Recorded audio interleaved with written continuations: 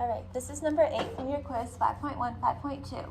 The directions for this part say, tell whether the information in the diagram allows you to conclude that P is on the angle bisector of angle A.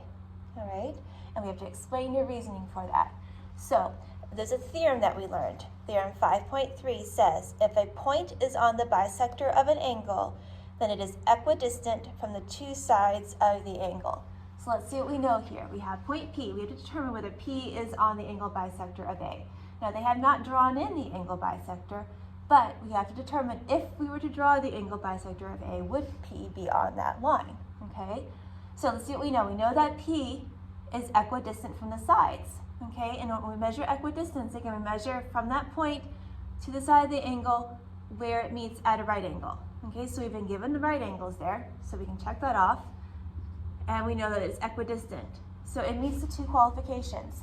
According to theorem 5.3, a point is on the bisector of an angle if it is equidistant from the two sides of the angle.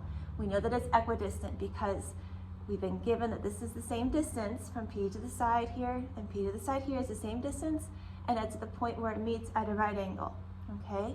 So all those things mark off. So if we were to actually draw in the angle bisector, we would see that it does, in fact, that P does in fact lie on the angle bisector.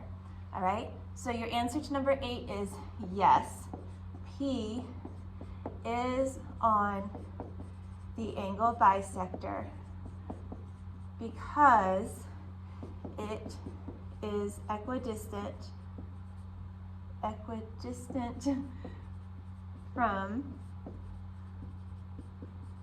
the two sides of the angle, okay? And the reason why we know it's equidistant is because they've marked it here, they've shown us with these two little hashtags here, and it meets at a right angle. All right, so that's important that in order for it to be equidistant, the distance from P to where it meets the side of the angle at a right angle is where we measure that equidistance.